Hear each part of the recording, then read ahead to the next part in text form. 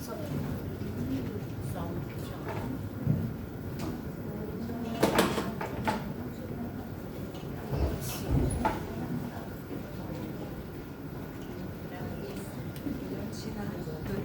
a apresentação institucional,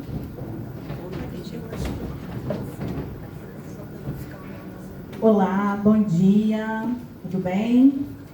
Sejam bem-vindos, bem-vindas, bem-vindes. A gente vai fazer uma mesa de abertura, uma mesa institucional, assim, muito rápida.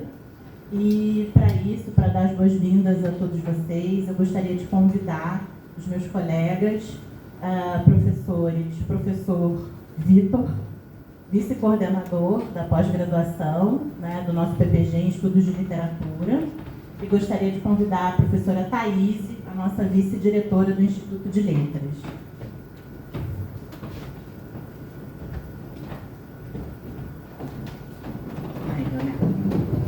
E o Leonel Veloso, meu amigo, companheiro de muitas jornadas,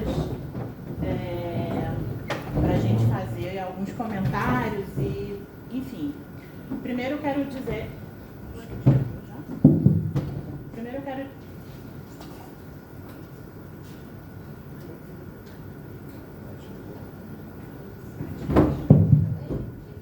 Oi? Vocês me ouvem? Sim, agora sim. Quero dizer da alegria de fazer esse evento, de, sobretudo, colocá-lo em movimento, né? Sobretudo de conseguir, de alguma maneira, fazê-lo acontecer, fazê-lo deslizar, né? Ainda que com dificuldades do ponto de vista do patrocínio e ainda que com dificuldades do ponto de vista logístico, eu acho que a gente manteve o desejo, né, Leonel? Então, eu acho que esse evento diz muito do nosso trabalho, sobretudo, né, dos nossos interesses de pesquisa, mas, sobretudo, esse evento diz também, né, desse desejo de partilhar algo dessa relação, que é uma relação, né, de muitos deslizamentos, como eu já disse, de muitas interferências e, ao mesmo tempo, de algumas tensões. Então, esse dia de hoje, no presencial, e amanhã, né, online, a gente deseja escutar os palestrantes, ouvir, de alguma forma, também todos os estudantes que foram convidados para apresentar trabalhos aqui conosco e, de alguma maneira, a gente deseja fazer com que esse evento se prolongue, né? E se prolongue também, eu acho que no horizonte do tempo.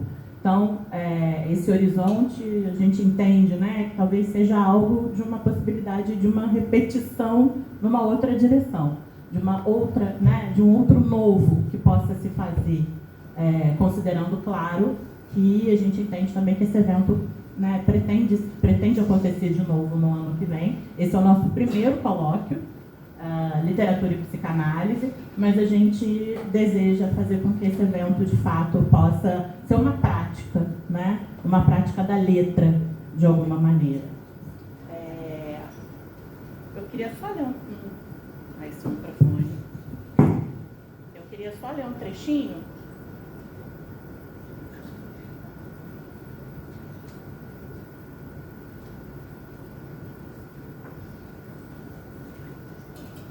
Eu queria... Oi. Larissa. Laura. Como é que faz? Tem outro? Não.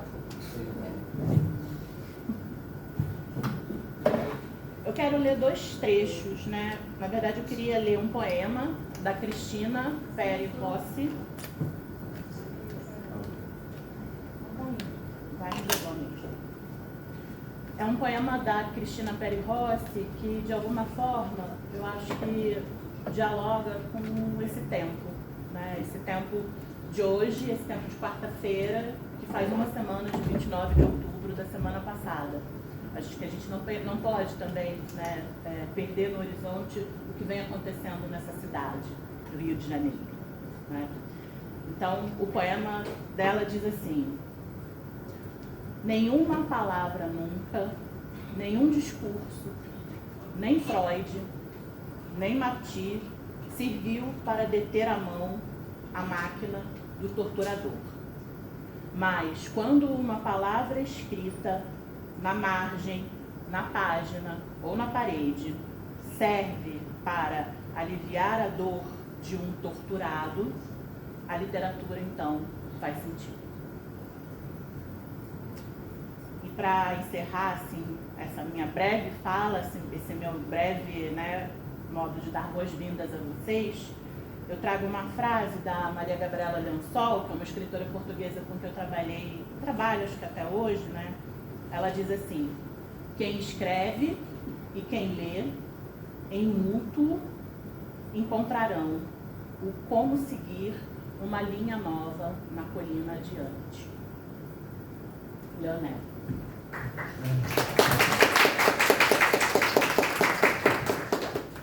Bem, primeiramente é um prazer estar aqui, receber todos vocês, todas e todos.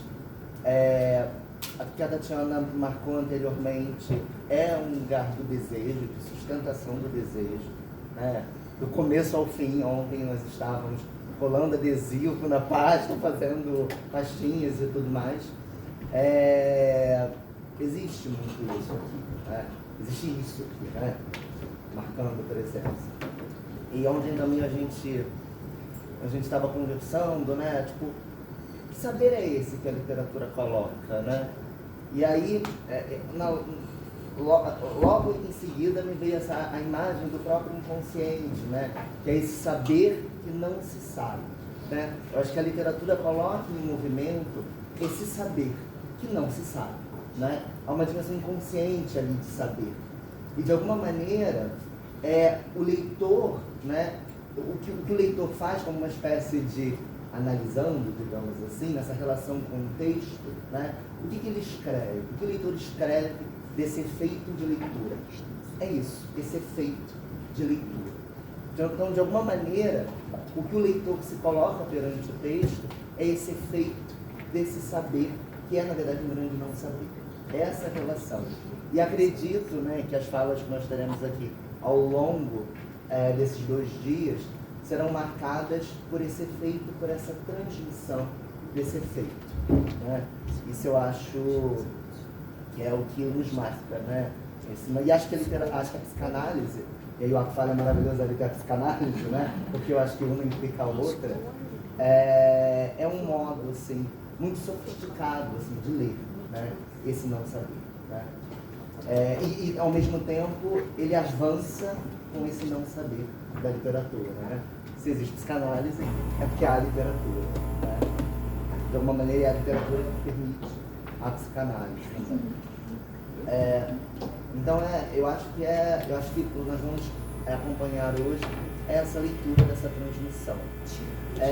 E aí eu lembrei, a partir da fala da Tatiana, né, tem um livro da Ruth Klug, né, que é uma escritora, é professora de crítica literária. Ela tem um livro chamado Paisagens da Memória, né? A Flávia Trópoli, que foi minha professora, trabalha muito com esse livro. E ela tem uma passagem que eu acho muito bonita, que eu lembro quando eu li, que ela diz que o que a sustenta durante a vivência nos campos de extermínio, né, foi porque ela sabia de cor os poemas do Schiller. Então, de alguma maneira, a literatura vai nesse lugar possível de alguma construção simbólica, né? E acho que é nesse ponto que ela se aproxima da psicanálise. Enfim, encerro a minha fala e passo os presidentes. Agora vamos ouvir o professor Vitor. Bom dia. Minha voz não tem muito alcance, mas vamos ver. Bom dia a todas as pessoas presentes aqui. Muito obrigado em nome do programa de pós-graduação em estudos de literatura. Muito obrigado, Tatiana, pela organização desse evento tão bonito e interdisciplinar. Né? Eu estou aqui falando como vice-coordenador do programa de pós-graduação em estudos de literatura justamente do qual a minha colega Tatiana faz parte, né? Que é um programa absolutamente aberto às leituras interdisciplinares, né? Aos trânsitos. E cada vez mais precisa ser assim. Então é um prazer grande abrir com vocês esse evento, esse colóquio. Colóquio é bom, né? Porque colóquio é conversa, então é o melhor nome para esse tipo de encontro. É um prazer muito grande, porque eu tenho sempre a sensação de que as estruturas institucionais são contrárias à interdisciplinaridade, né? Fortemente contrárias. E nós, paradoxalmente, institucionais que somos, vamos por dentro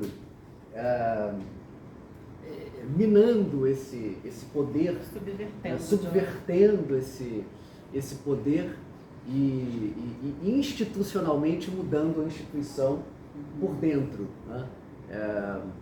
Portanto, é sempre bom. Literatura e psicanálise, o diálogo parece óbvio, porém não acontece tanto quanto deveria, né? E sem dúvida nenhuma é preciso lembrar nesse espaço a interdisciplinaridade que convida também a tradução, né? E aí fala um pouquinho ao meu coração, porque a minha área de trabalho é a tradução poética. Então eu queria, em nome do nosso programa, dar as boas-vindas a vocês, desejar um ótimo evento e dizer que a UF e o Instituto de Letras e o Programa de Pós-Graduação Estudos de Literatura estão sempre abertos a ser um espaço em que vocês podem manifestar e dar vida aos desejos. Então, bom evento a todos e todas. Obrigada. Agora, então, com a palavra, a nossa vice-diretora, a professora Thaís Ibage. Obrigada pelo convite, é um prazer estar aqui com os colegas. Bom dia a todos e todas e todes.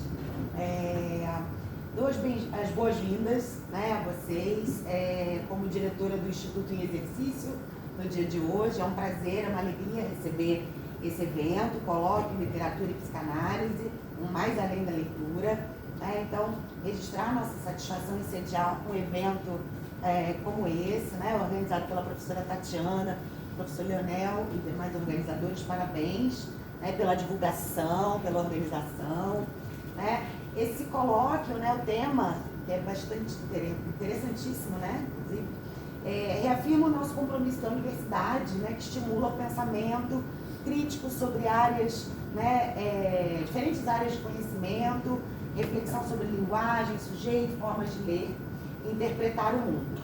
É interessante a gente pensar sobre como esses campos, né, tensionam e ampliam nossas formas de leitura.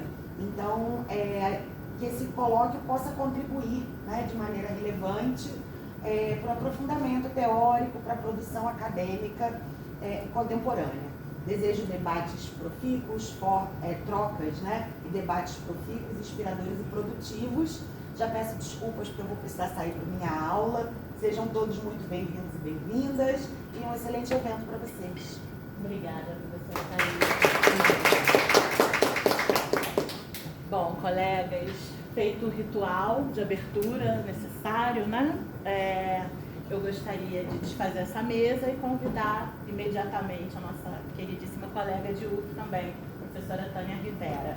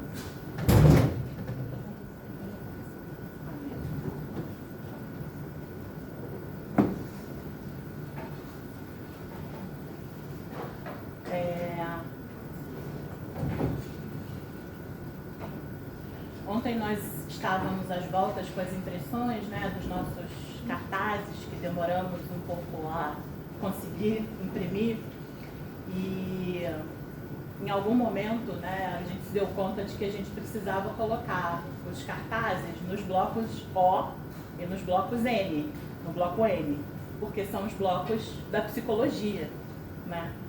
E é muito interessante porque a gente tinha um número X, um certo platô ali nas inscrições, e aí, de repente, né, logo após essa colocação dos cartazes, as nossas inscrições entraram num movimento assim, de não pararem, né? Então a gente chegou hoje pela manhã, quando a gente encerrou, afinal de contas, depois, né, de ter de alguma forma convidado os colegas da psicologia, que foram convidados, né, não puderam talvez aceitar, mas chegamos a 200 inscrições, quase 210 inscrições para esse nosso evento. E entendemos que isso, claro, né, vai dizer um pouco da presença online, da presença de uma, né, acreditando na possibilidade de uma transmissão. Mas eu queria começar apresentando um pouco a Tânia, a partir desse dado, né, que é esse dado dessa formação, né, dessa formação e dessa relação com a psicologia, desse trânsito que pode ser feito também, desse diálogo, né, vamos lá, com esse lá, com esse aqui, né. Eu vou ler uma breve apresentação né, de um resumo do currículo da professora Tânia Rivera, professora e psicanalista, né? Vamos lá. Tânia Rivera é ensaísta, psicanalista, curadora e professora titular da Universidade Federal Fluminense. Ela investiga as articulações entre a clínica e a arte, sobre os seus processos afetivos e políticos, sobre psicanálise, gênero e feminismo. Possui graduação em psicologia pela Universidade de Brasília, mestrado e doutorado em psicologia pela Université Catholique de Louvain e pós-doutorado em artes visuais na Escola de Belas Artes da UFRJ e na Universidade de San Martín, na Argentina. Ela também foi professora da Universidade de Brasília entre 98 e 2010 e, como já dissemos, atualmente é a titular do Departamento de Arte da Universidade Federal Fluminense, além de atuar nos programas de pós-graduação em Teoria Psicanalítica e em Artes da Cena, os dois da UFRJ. Ela recebeu o prêmio Jabuti de Psicologia e Psicanálise pelo livro O Avesso do Imaginário, Arte Contemporânea e Psicanálise, pela COSAC Naif, em 2013. Ela também atuou como professora visitante no Departamento de Art Plastique de Paris 8, no Vincent Saint-Denis, e foi curadora da exposição Lugares do Delírio, no Mar, em 2017, no Sesc Pompeia, em 2018, dentre outras atividades de curadoria. Ela é autora de diversos livros, sendo o mais recente o Lugares do Delírio, que inclusive está ali fora sendo vendido, só tem 2, já foram quase todos, por isso corram, né? Arte, Expressão, Loucura e Política, foi editado pela N-1 e o Sesc Edições. Tânia, é uma alegria receber você aqui, muito obrigada. A alegria é minha, Tatiana.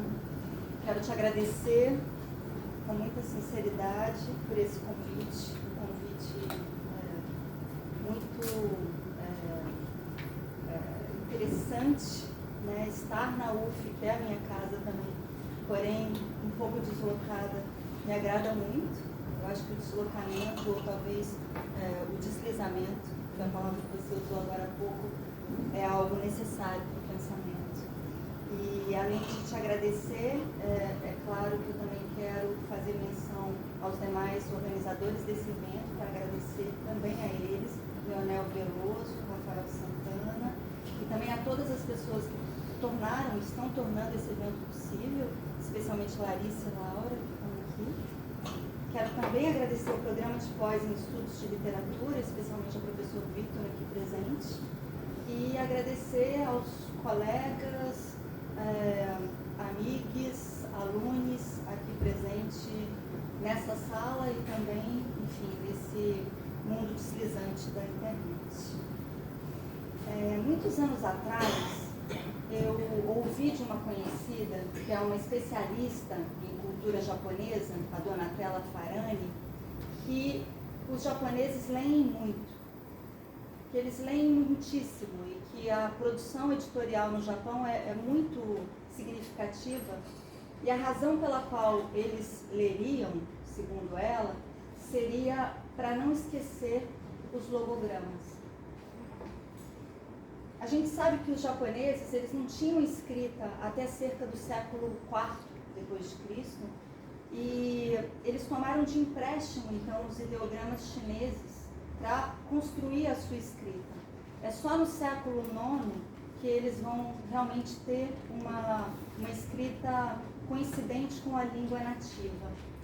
Eu estou falando principalmente, né, de modo muito rápido, que não vai caber destrinchar aqui, da escrita japonesa kanji, né, que é essa na qual os logogramas podem ser palavras ou conceitos, mas foram tomados de uma maneira muito complexa, muito difícil de entender, que eu tenho muita dificuldade de entender, não sendo uma especialista em absoluto nisso, porque foram tomados seja como conceitos, significado, seja como significantes, pelo seu valor fonemático.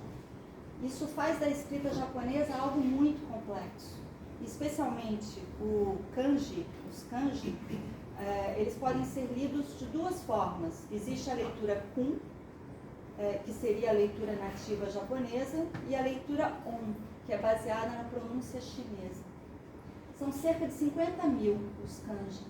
E as pessoas então estariam lendo e publicando sem cessar para continuar tendo acesso, relação com esses logogramas. É óbvio que a nossa relação com os elementos básicos da nossa língua, né, a letra, a palavra, é muito diferente dessa arquitetura tão complexa. Queria pedir, já está? Então, aqui a gente tem um caligrama, um haikai, né, de Basho, de um dos mais importantes, né, poetas japoneses, se é que a gente pode falar, chamá-lo, qualificá-lo como poeta, né, lidando com isso que é ao mesmo tempo caligrafia e escrita, imagem e texto, né? E é óbvio que a nossa relação com a escrita é muito diferente da dos japoneses, mas eu quis trazer essa ideia de uma perda iminente da linguagem, de uma necessidade de salvá-la, porque eu achei muito surpreendentemente importante para falar das relações entre psicanálise e literatura, e especialmente hoje, no momento em que a violência, essa máquina do torturador, no verso que a Tatiana acabou de citar, de Cristina Rossi, quer pôr em falência a linguagem todo o tempo. Mas ela resiste, nós resistimos, tentamos, por isso estamos aqui. Eu disse que a nossa relação com a língua e a escrita é muito diferente, sem dúvida, daquela dos japoneses, mas isso não quer dizer que nós tenhamos total domínio da língua e da língua escrita.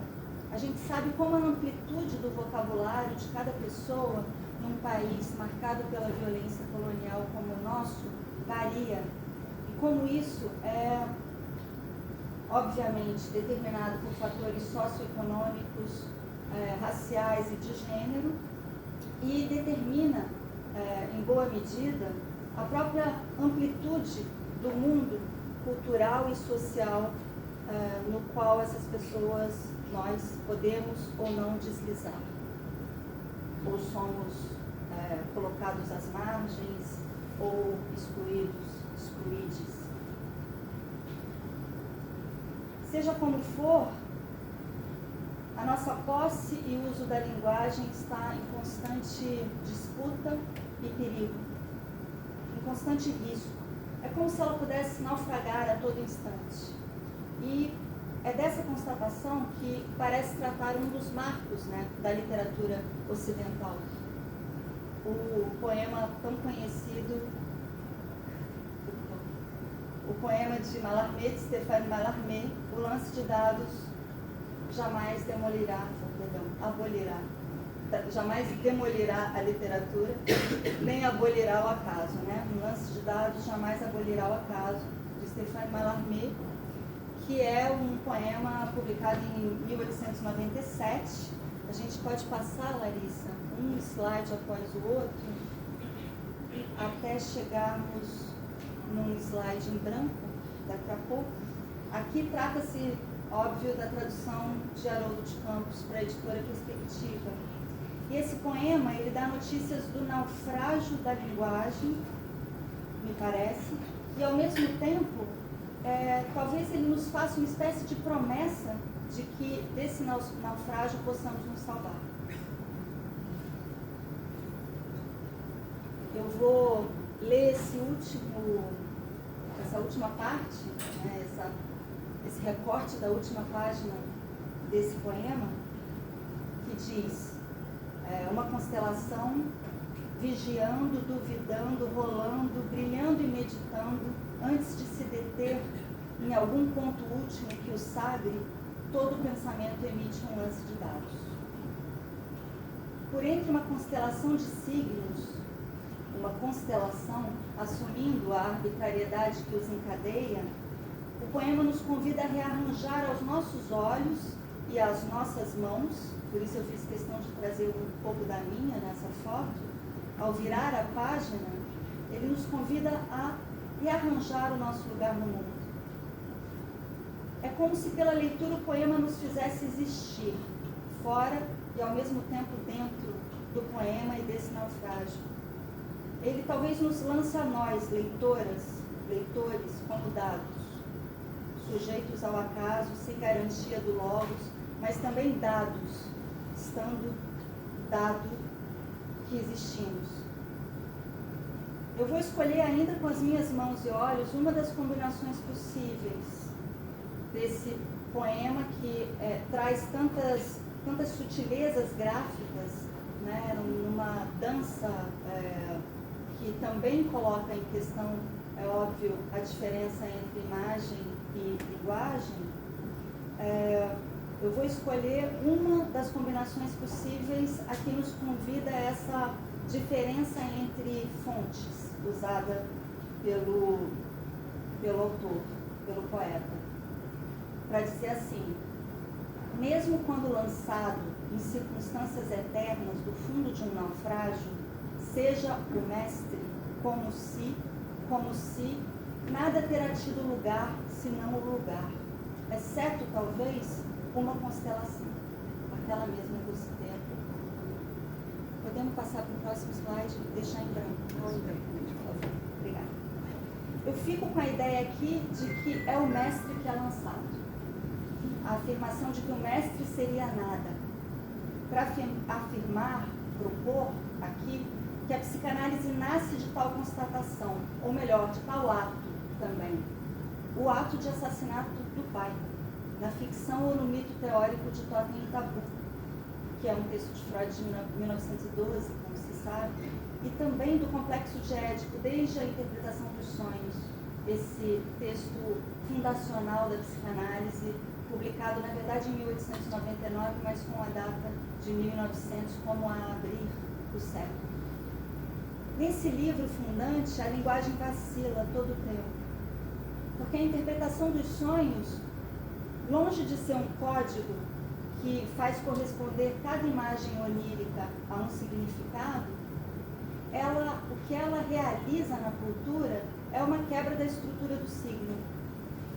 Ela faz, talvez em alguma medida, ela performe em ato aquilo que Mallarmé chama de difração da ficção, quando no seu prefácio a Um Lance de Dados Jamais Abolirá o Acaso, ele fala nas subdivisões prismáticas da ideia, nas quais consistiria o poema. Uma difração, uma subdivisão prismática, sem dúvida, próxima daquilo que poucos anos depois os cubistas começam a fazer com as imagens.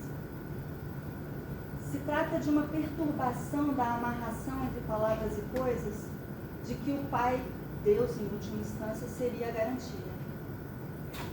Podemos passar o próximo slide? Há um sonho, na interpretação dos sonhos, que, como a gente sabe, conta muitos sonhos do próprio Freud. Há um dele próprio que ele teve na véspera do funeral de seu pai. É um sonho muito conhecido, um sonho que ele próprio grafa graficamente no livro com essa forma: pede-se fechar os olhos ou um olho. É como se ele também performasse aqui e difratasse, trazendo justamente a morte do pai para a estrutura do signo. Como se ele estivesse dialogando com Saussure, apesar de Saussure só publicar depois dele os seus célebres cursos, né? Então, eu acho que Freud, em alguns momentos da sua obra, ele recorre a representações gráficas como essa. É justo quando parece que a linguagem vacila, quase naufraga. São momentos pontuais, mas muito importantes, que eu não vou ter a possibilidade aqui, o tempo de indicar ou exemplificar. Mas eu queria chamar a atenção de vocês para o fato de que aqui o vacilo, a perturbação, tem a ver com o fato do mestre ser lançado ou ser golpeado. A gente sabe que o título do poema em francês é um coup de dé, né, que em francês é o lance de dados, mas a palavra coup também é golpe, né, é muito frequentemente usada como golpe, em lutas inclusive, mas também na expressão golpe de Estado, especialmente coup d'état.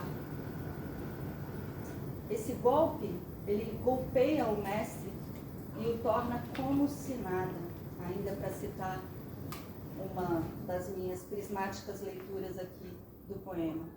O significante se desamarra, então, do significado, e é disso que se trata numa formação do inconsciente como o sonho. Um exemplo, para ser muito rápida, um exemplo meu, de um sonho meu, muitos anos atrás. Eu estava fazendo análise em francês, porque eu estava fazendo um doutorado na Bélgica francófona com uma bolsa da CAPES. E eu sonhei com um tsunami. O mar me engolia e engolia toda a cidade. Quando eu conto isso em análise para minha analista, que era francófona, eu ouço na palavra mer, que é mar em francês, também a palavra mère, mãe, homófona, que significa mãe em francês. Era a mãe que engolia toda a cidade. O mar se torna mãe, ou a mãe se torna mar. O jogo não tem origem nem fim, é puro deslizamento, ainda para usar a palavra da Tatiana. É desse deslizamento que dá notícias do inconsciente, ou talvez mesmo seja nisso que ele consista, se é que a gente pode dizer que o inconsciente consiste em alguma coisa. Ele insiste, com certeza. Consistir, eu não sei bem. Eu dizia que eu tinha sonhado, então, para a minha análise, para a minha analista, melhor dizendo, um jogo de palavras em francês, e não na minha língua dita materna, porque eu também desconfio um pouco que seja mesmo materna. Eu acho que a língua é dita materna porque a linguagem é incontestavelmente paterna, e é disso que a gente tem que tratar, né? É isso que a gente tem que quebrar, que pôr em naufrágio, talvez. Mas seja como for, o jogo de palavras era feito em francês, o que mostra também como as formações do inconsciente, elas são, longe de serem algo psicológico, individual, íntimo, elas são sempre endereçamento. Endereçamento a outrem. Então, o mar pode ser mãe, a mãe pode ser mar, por pura homofonia, o significante tem primazia sobre o significado, como Lacan vem pontuar muito agudamente algumas décadas depois de Freud, e a literatura que nos interessa, ao menos desde a aventura modernista, é aquela que explicita a arbitrariedade da linguagem e o fato de que estamos nela, na linguagem, mas também na arbitrariedade, emaranhados. Lacan também vai dizer, no comecinho da década de 50, que o sujeito é o que representa um significante para outro significante. Ou seja, ele, o sujeito, ou melhor, a gente, está entre os elos da cadeia, ou melhor, no emaranhado entre os significantes gente e mundo. A psicanálise também dá um golpe nesse sentido. Um golpe não de mestre, mas no mestre. O mestre lançado do barco, afogando-se nas ondas da linguagem, ou quase afogando-se. E agora eu lembrei que Mallarmé também fala desse poema como um quase poema, né? Uma quase poesia. A gente está nesse regime do quase linguagem, quase não linguagem, quase vivência. E se a psicanálise, então, também golpeia essa equação que tinha sido tão bem estabelecida na época moderna entre palavras e coisas, ou seja, se ela golpeia o logos e sua ligação ao Pai, Deus, que define o patriarcado, ela o faz junto com a literatura e com as artes visuais. Vou passar para o próximo slide, por favor. A psicanálise, como a literatura, talvez nos lance para fora da casa da linguagem, para fora da língua materna, mas também da linguagem paterna. Ou, para dizer de uma outra maneira, como faz Freud em 1917, o eu não é mais senhor em sua própria casa. Ou seja, não há mais senhor na casa da linguagem. Ou melhor, não há mais casa, lar. Ou ainda, em outras palavras, como Mallarmé, nada terá tido lugar senão o lugar. Porque aquilo que Mallarmé nomeia em seu prefácio ainda como um espaçamento da leitura, não é só o reconhecimento de uma dimensão gráfica da escrita, mas sim a estratégia necessária para que a ficção se disperse, para usar ainda o verbo e as palavras dele. A ficção se disperse logo depois de aflorar, diz ele, e aflore de novo e se disperse de novo, rápida, como também diz ele, para que a leitura revele esse batimento, a perda de sentido que nos movimenta entre as páginas e as palavras. Próximo slide, por favor. Para que a poesia nos salve do naufrágio do logos, do repetido naufrágio do logos, que não cessa de se repetir por entre as ondas da linguagem, mas que, ao nos salvar, tenha lugar, ela faça ter lugar um eu, ou melhor, um nós, fora de nós. Um eu fora de mim, capaz de se encontrar com outros fora deles. Não será isso que Freud, exatamente na mesma época que Mallarmé chama inconsciente?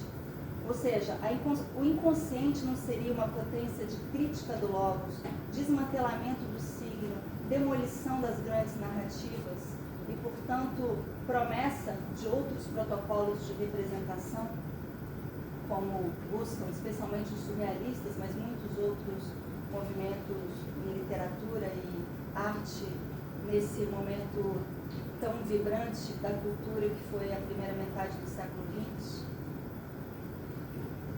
É certo que Jacques Lacan explicitará como ninguém essa faceta de crítica do logos da psicanálise, na sua crítica direta ao imaginário tomado como ilusório e enganador.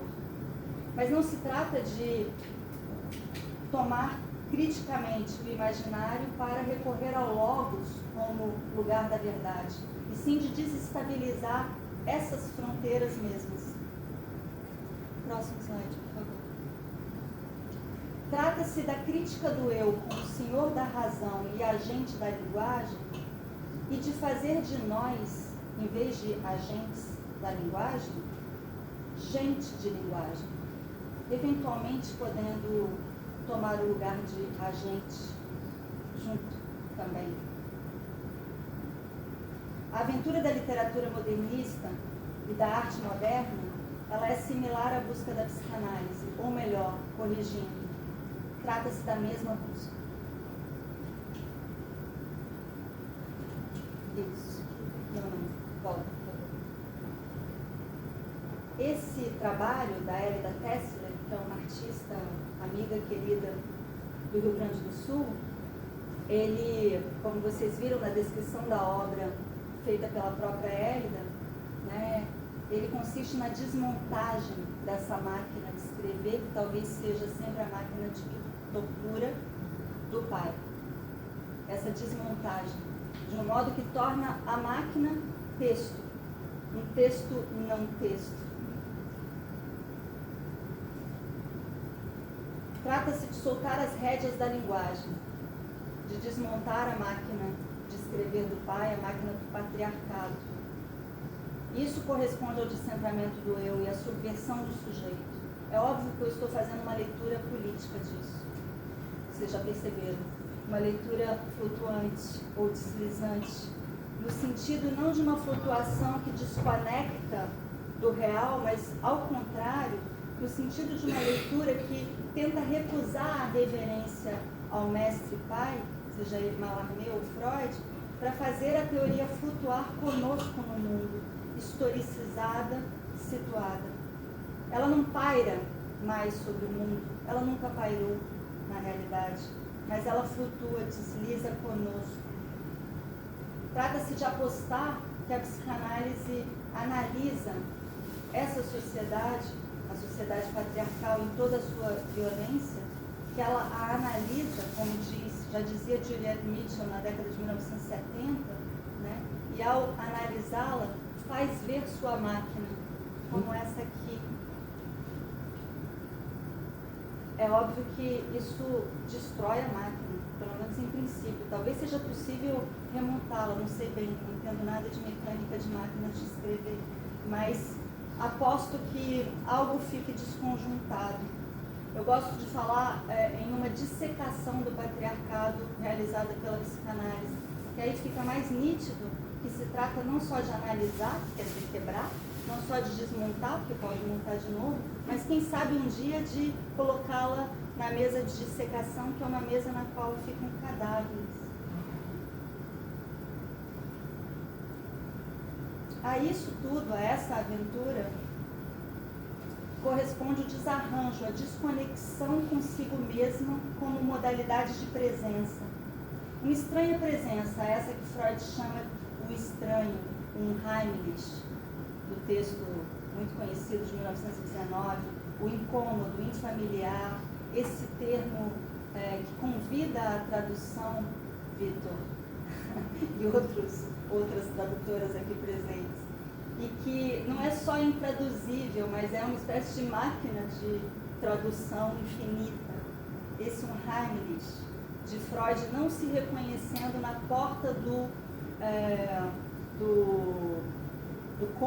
incômodo do trem, né? E pensando quem é esse velhinho de aparência desagradável, ele com a sua touca de dormir.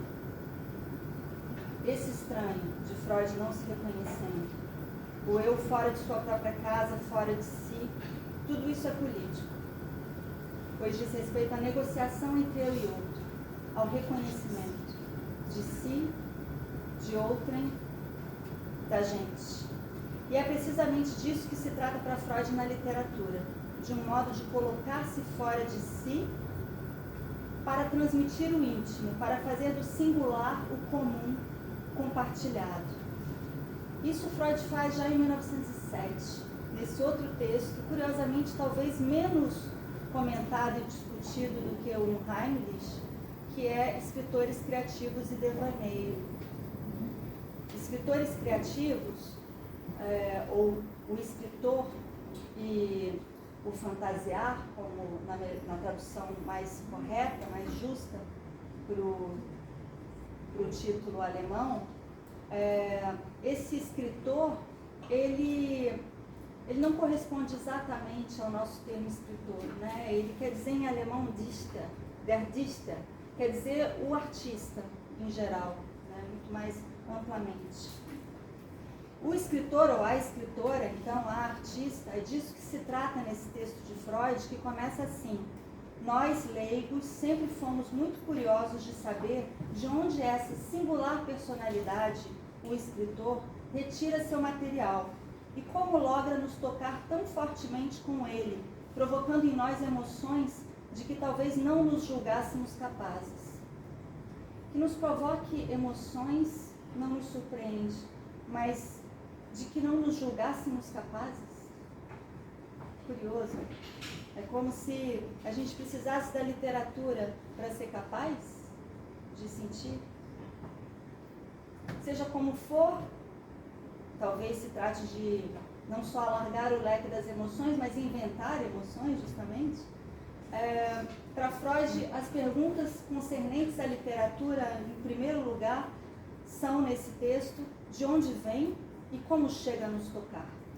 Ao mesmo tempo, me parece talvez um equívoco nos concentrarmos no primeiro ponto, de onde vem, como a buscar um inconsciente operante nos escritores e correndo o risco assim de reforçar essa ideia, essa idealização do escritor como uma singular personalidade, para usar os termos de Freud. Porque ele próprio diz em seguida que somos todas nós, escritoras, na medida em que fantasiamos. É o verbo fantasiar que interessa nesse texto e ele é muito importante. É o momento realmente fundamental da teorização freudiana, na qual ele usa a literatura para pensar o sujeito no mundo. E não, de maneira alguma, toma a literatura como objeto. O fantasiar é isso que a literatura nos ensina que fazemos o tempo todo, todos os dias. Não se trata de algo menor, fantasiar em vez de viver a realidade em absoluto. Se a fantasia, ou fantasiar, melhor dizendo, é como o brincar das crianças, como diz Freud, se trata de uma atividade que constrói a vida todo o tempo. Não é fora dela, é seu estofo, por assim dizer. Um exemplo, talvez o exemplo mais importante, ou em todo caso mais longo, trazido por Freud, é o do rapaz muito jovem que está indo na condução, sei lá, carruagem na época, ou bonde, não sei, ele está indo para o seu primeiro dia de trabalho numa fábrica, e ele vai pensando que ele vai se dar muito bem nesse trabalho, que ele vai chamar a atenção positivamente dos chefes, que o dono da fábrica vai se encantar com ele, vai oferecer a mão de sua filha, que é um ponto importante da história, não esqueçam, para esse rapaz, e ele vai no futuro se tornar nada menos do que dono da fábrica. Esse exemplo é muito bom porque mostra como a fantasia, ela tende a ser, pelo menos no caso, diz Freud, das pessoas que se identificam com o significante homem, narcísica. Para as ditas mulheres, Freud diz que ela costuma se concentrar mais em assuntos de amor. Enfim, esse rapaz, então, o que chegará um dia a ser dono da fábrica, grande capitalista, ele é o sujeito da fantasia narcísica. Mas no final do texto, no finalzinho desse texto, que é curto, Freud traz esse trecho que começa assim, né? Sonhador diurno, ou seja, quem fantasia, porque o devaneio e a fantasia são correspondentes ao sonho para Freud, em alguma medida, sonhador diurno esconde cuidadosamente dos outros indivíduos as suas fantasias, pois sente que há motivos para envergonhar-se delas. Eu acrescentaria agora que, mesmo que ele as comunicasse, não nos daria prazer com tais revelações. Eu acrescentaria entre parênteses, a não ser que sejamos psicanalistas, talvez. Ao saber dessas fantasias, ficamos chocados ou, quando muito, permanecemos frios. Pode passar a próxima. Deixa eu passar na próxima, obrigada. Mas, quando uma escritora nos brinda com suas peças ou nos conta aquilo que nos inclinamos a considerar seus devaneios pessoais, sentimos elevado prazer, provavelmente oriundo de muitas fontes. como o escritor consegue fazer isso é seu segredo mais íntimo. Na técnica de superar aquele sentimento de choque que indubitavelmente está ligado às barreiras, é o seu segredo mais íntimo, que indubitavelmente está ligado, é seu segredo mais íntimo.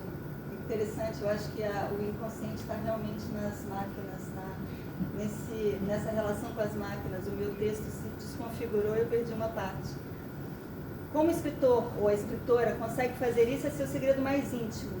Na técnica de superar aquele sentimento de choque que indubitavelmente está ligado às barreiras que separam cada eu e os demais, é que se acha propriamente a arte poética. A gente pode falar talvez de um narcisismo da literatura para contrapor a ele, de um narcisismo da fantasia, perdão, para contrapor a ele uma espécie de contra-narcisismo da literatura. Se trata justamente da quebra de tal narcisismo nessa espécie de transmissão literária na qual consiste a literatura para Freud, nessa possibilidade de transmitir e compartilhar o íntimo, o singular. Trata-se de uma espécie de laço social aqui que, em vez de ser pautado pela semelhança, por uma certa identificação entre aqueles que se identificam, né, pautada pela semelhança, se dá justamente tendo como ponto central a singularidade, a diferença de cada um.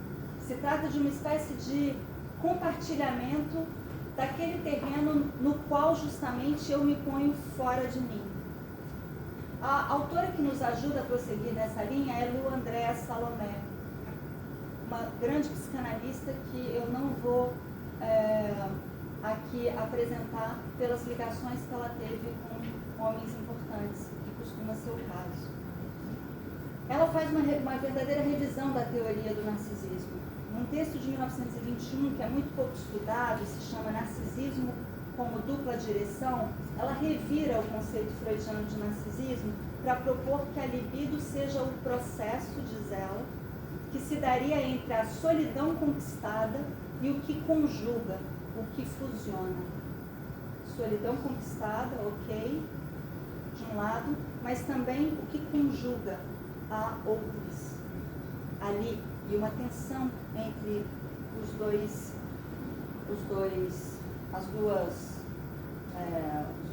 termos, né, as duas partes da libido. Eu gosto especialmente do modo como ela revira o espelho de Narciso, ou quebra o espelho de Narciso. Ela pode deixar nesse slide mesmo, tá, Larissa? Obrigada. Eu quero ler isso sem imagem, sem texto. Ela diz assim: consideremos que o Narciso da lenda não está diante de um espelho artificial, e sim da natureza. Talvez não esteja vendo apenas a si mesmo na água, mas a si mesmo como tudo o mais. E talvez não tivesse ele ali se detido, mas fugido. Um Narciso que foge diante do espelho, que se recusa a se emoldurar, se recortar do mundo. O nosso narcisismo ele pode não ser solipsista nem egoísta, parece dizer Lu Andréa Salomé. Ele pode ser excêntrico, eu diria. Ou seja, ele pode se dar fora de mim, no mundo, em outros. Me pergunto se a gente poderia chamá-lo, além de narcisismo excêntrico, talvez narcisismo periférico, narcisismo marginal. Não sei bem. Sei que para Freud e para Lu Andréa Salomé, a literatura e a arte têm a ver com a ativação dessa operação de periferização do narcisismo. Para dizê-lo mais explicitamente e rigorosamente com Lu Andréa Salomé, na arte e também no comportamento ético, ela diz de passagem, estaria em jogo o movimento pelo qual, trago as palavras dela, o ponto central se desloca completamente para fora da periferia pessoal. O ponto central se desloca para fora da periferia pessoal. Encontramos esse mesmo movimento, como não poderia deixar de ser, agora sim, em Clarice Lispector. Trata-se da conhecida passagem de A Paixão segundo GH, que relata em primeira pessoa, longamente, como subdivisões prismáticas da ideia, talvez como em Mallarmé, o encontro com uma barata, e eu só quero ler um trechinho em que ela diz: se seus olhos não me viam, a existência dela me existia. No mundo primário onde eu entrara, os seres existem nos outros, como modos de se verem. A grande precursora do perspectivismo, não do perspectivismo, mas da teorização do perspectivismo ameríndio, Clarice Lispector. Essa passagem foi a filósofa brasileira Márcia Schubach que me chamou a atenção para ela num livro fulgurante sobre Clarice, que se chama Por Trás do Pensamento, se não me engano. E Márcia Schubach, comentando esse trecho, ela diz: dá-se uma convulsão gramatical, uma explosão sintática quando o verbo existir quebra o seu sentido intransitivo para ser usado pronominalmente, reflexivamente, transitivamente. Eu gosto da explosão sintática da expressão de Márcia. Essa explosão, a existência de um livro, de um poema, de um romance, a realizaria explodindo a gramática, ou pelo menos a transgredindo, manipulando a estrutura hegemônica da linguagem para me existir fora de mim. Não seria esse fenômeno, ou melhor, esse artifício, uma definição possível de literatura, esse campo vago no qual nos movimentamos, deslizamos, na linguagem lenta ou rapidamente para fora de nós, compartilhando em textos, em imagens, em livros, nosso desencontro de nós mesmos? Não seria esse fenômeno, então, ou melhor, esse artifício, insisto, uma definição possível de literatura, esse campo vago no qual nos movimentamos na linguagem antes que ela nos abandone, lenta ou rapidamente para fora de nós, compartilhando em textos, em imagens, em livros, nosso desencontro de nós mesmos, assim tornado potência política? Talvez o inconsciente seja esse mesmo campo no qual estamos fora de nós. Mal estamos na cultura. A gente sabe que o texto de Freud, de 1929, o mal-estar na cultura, o termo traduzido como mal-estar, Unbehagen, em alemão, quer dizer desconforto.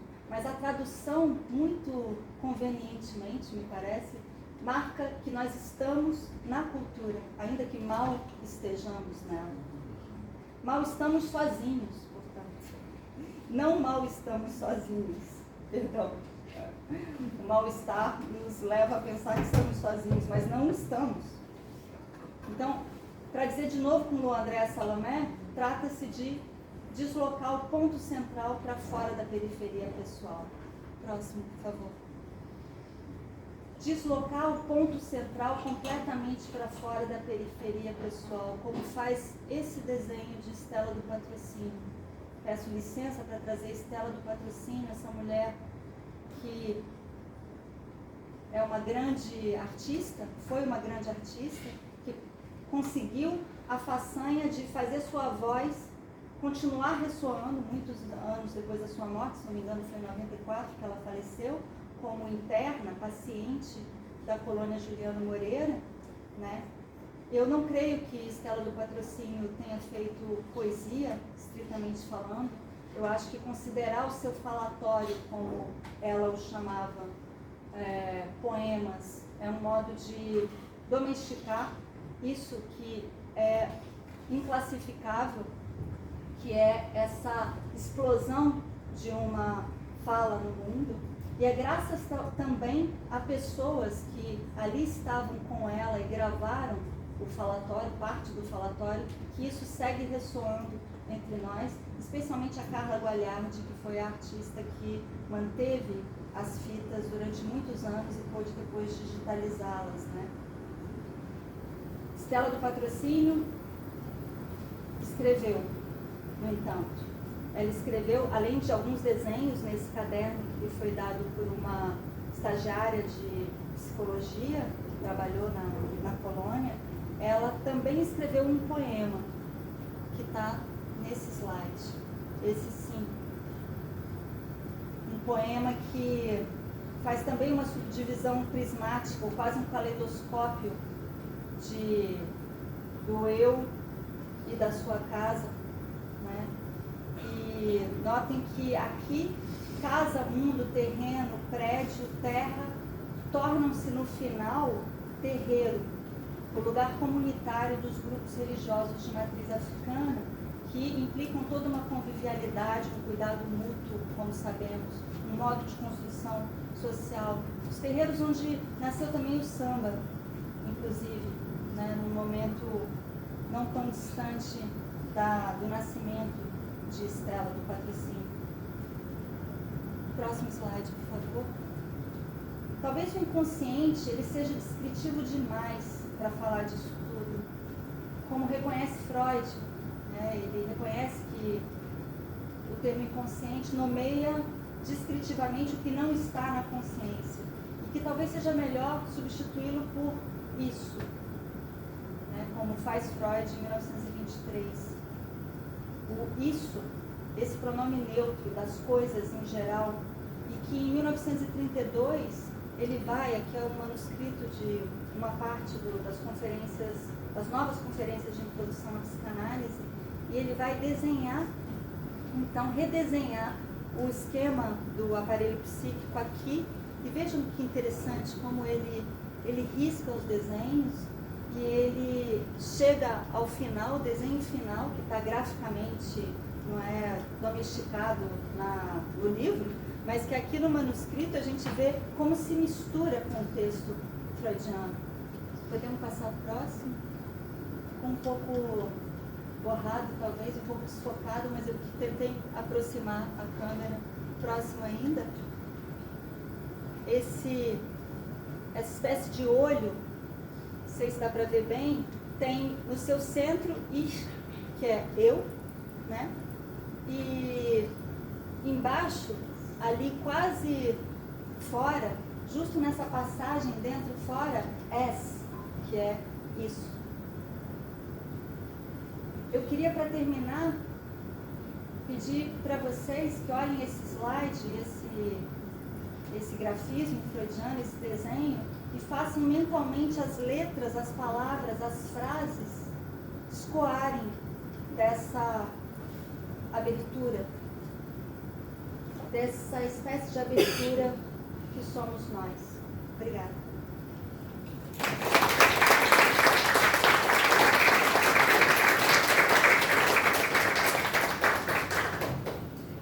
Tânia, muito obrigada. São muitas camadas disso que você trouxe, dessa flutuação,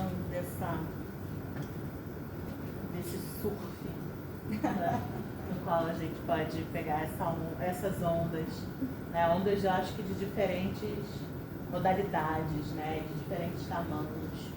Em função do nosso avançado da hora, eu vou abrir para a plateia, para vocês fazerem perguntas, para vocês comentarem, ou, se for o caso, simplesmente para dizerem uau, né? Ou caramba, né? Enfim, acho que a Lençol tem um texto muito interessante chamado Sonho de que Temos a Linguagem. E é um texto muito orientado, né, por essa perspectiva de que a linguagem, de alguma forma, precisa ser combatida, né? Aliás, todo o trabalho dela é um trabalho em torno desse combate, né? Ela, inclusive, diz que ler é ser chamado a um combate, ao combate do drama-poesia, se não me engano. Enfim, e vocês? Na hora que você estava lendo algumas passagens, ficou ressoando a psicografia do Fernando Pessoa, né? Ele já começa com esse descentramento, né? Esse eu excêntrico, né? O éter fingidor que está completamente excêntrico, né? Passa dessa dor sentida, mas para o texto. Está dando para ouvir, Leonel? Estou só preocupada. Não. Fala um pouco mais alto. Não.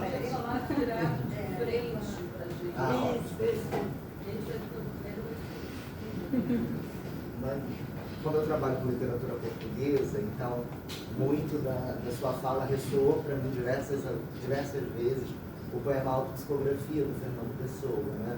Que já começa com esse descentramento, né, do sujeito, né? O poeta é um fingidor, finge tão completamente, que chega a fingir que é a dor que deveras sente, né? Então há um afastamento dessa dor que se sente, mas que vai para o texto, não é a dor do ego, há um deslocamento, um descentramento dessa sensação, né?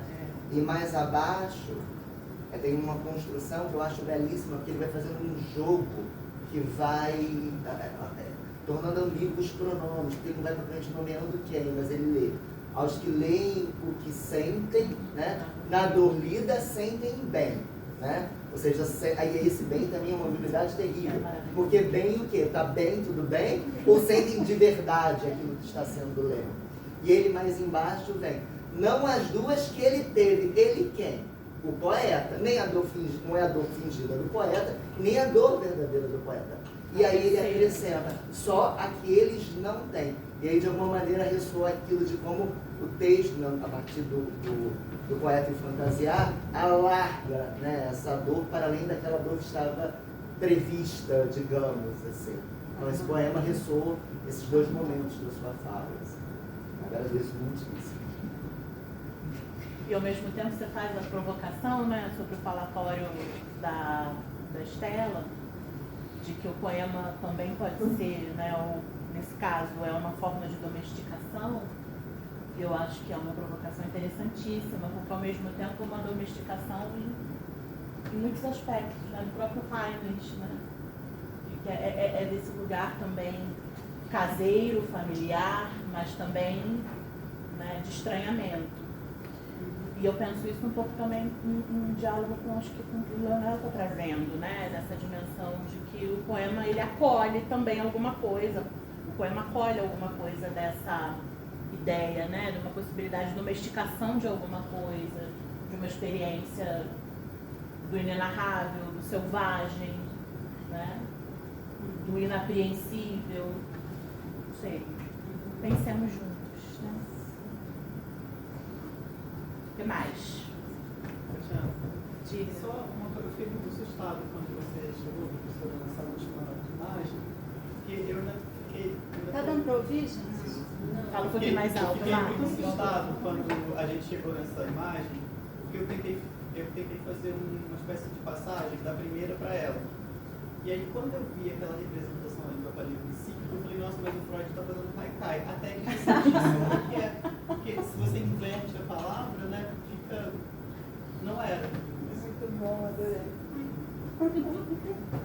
O que te assustou, Raika? Eu falei, nossa, mas começa com o haikai e termina com... Aí você falou, não é o haikai, é o ish, né? Aí eu, nossa, que é a crueldade das semelhanças, né?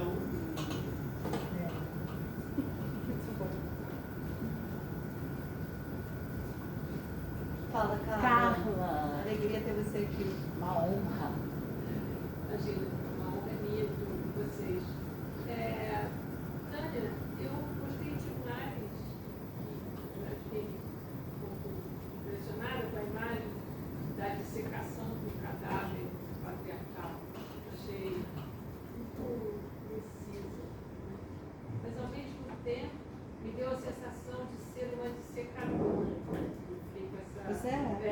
Eu fiquei com esse sentimento assim, de estar trabalhando numa daquelas pancadas, né, dissecando.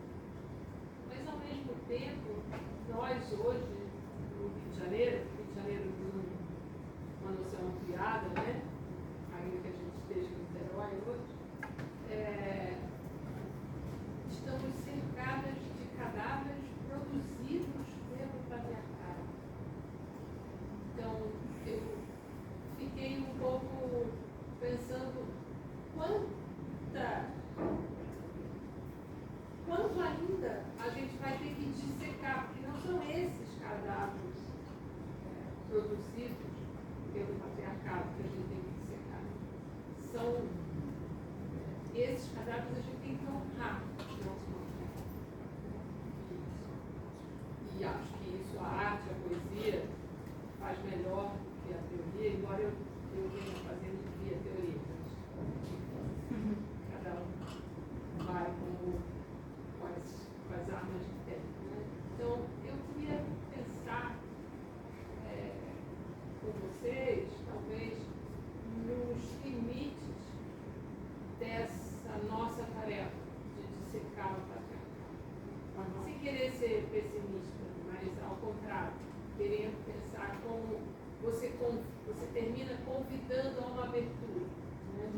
E, para mim, essa abertura sempre foi o convite do trabalho, mas parece que o real impõe um limite a essa abertura. Então, eu queria coloquiar com você sobre isso.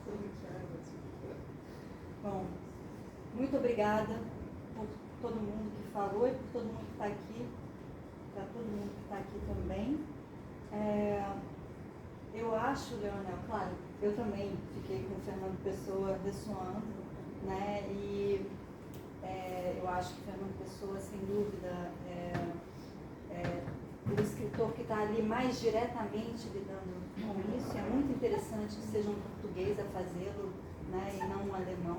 Talvez isso só se possa fazer, assim, brincando com Heidegger e a afirmação de que só se pode fazer filosofia em alemão, talvez só se possa fazer essa desestabilização do eu, talvez só possa ser feita em português.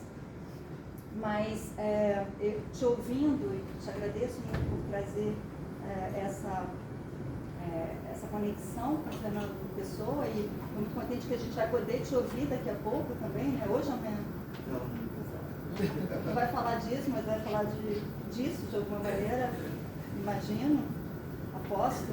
Mas eu fiquei pensando que talvez a pergunta da literatura que Fernando Pessoa tão bem modula e apresenta é sempre quem? Quem? De quem se trata? Talvez essa seja uma pergunta que é válida para esse poema, como para a literatura de Fernando Pessoa, como para a literatura em geral. Quem? Sobre Estela, do Patrocínio, é muito interessante, Tatiana, como há assim, um certo campo de disputa e de denúncia de erros nas publicações do falatório. É como se o falatório sempre colocasse em questão ele próprio a sua possibilidade de inscrição numa folha de papel, numa superfície neutra, que é uma invenção extraordinária. É o primeiro passo, né? A primeira etapa dessa máquina do Logos. É a construção dessa abstração que é uma folha em branco. Né? Quando, como dizia Lu André Salomé, a gente está no mundo o tempo todo, as inscrições estão no mundo. É um gesto de muita violência a afirmação da folha em branco, na verdade. E inscrever a força, isso que foi lançado em voz, em palavras, em convulsão gramatical e do próprio léxico, com Estela do Patrocínio, me parece realmente violento. Não que não seja importante que isso possa circular também de modo escrito, mas eu pelo menos colocaria em questão, em suspensão, a versificação. Eu acho que realmente a versificação não se sustenta, não se justifica de maneira alguma. Né? Eu gosto muito da ideia do Haikai, muito obrigada, amei, e dele assustar, mais ainda. Eu acho que sim, que o que Freud faz são como haikais, nesses momentos específicos. Eu terminei, acho, semana passada, um livro que é uma leitura feminista de alguns textos freudianos, da violência, falo patriarcal em Freud, e eu me deparei com esses momentos gráficos. Por que Freud tem a necessidade de trazer o desenho do homem dos lobos? Por que Por que a trimetilamina aparece, ele não a escreve, mas reforça o seu caráter gráfico na interpretação dos sonhos? Eu acho que tem ali um certo naufrágio mesmo que se engata, e ele precisa da inscrição para se sustentar. o próprio Freud. Então, eu acho bem bonita essa ideia de pensar que isso é uma espécie de caligrafia também, como haikai. Acho que é uma boa ideia que você podia desenvolver. Eu já dando sugestão. Mas é porque é uma hipótese super interessante colocar esses grafismos freudianos em relação com o haikai. Acho que pode ser muito interessante. E por fim, Carla, a dissecação. Então, a dissecação eu a afirmei com violência aqui, mas eu também penso nela através da fórmula tão conhecida de Lautréamont, tão cara aos surrealistas. Eu estou pensando numa mesa de dissecação na qual a gente pode juntar um guarda-chuva e um ferro de passar, entre outras coisas, em vez de sermos reverentes à estrutura da linguagem do logos falo-patriarcal, né?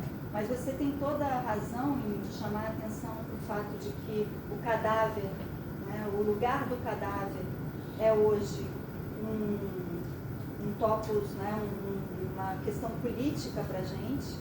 E te ouvindo, eu me lembrei que eu acho que esse massacre, ele não só é terrivelmente violento, inaceitável, impossível de se elaborar como massacre em si, como assassinato, mas também como a inscrição na cultura brasileira, na história brasileira, de uma particular violência no trato com os cadáveres.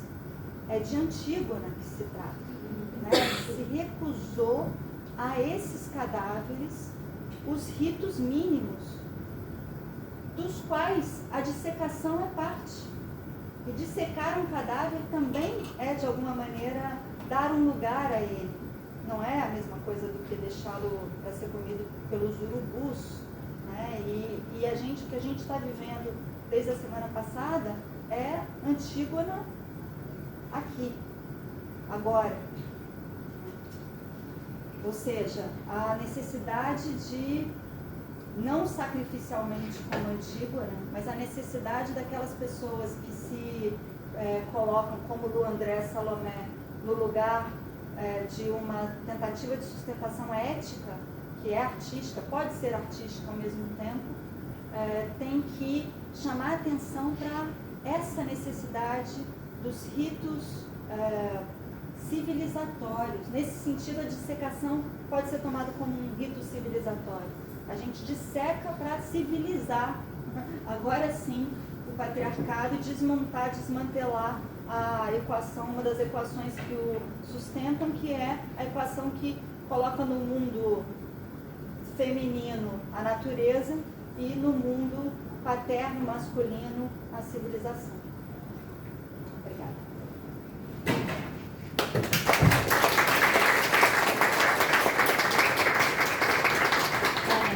Muito obrigada, querida. Vamos fazer um brevíssimo intervalo para um café, né? O Elvio tem uma pergunta, por favor. Pode?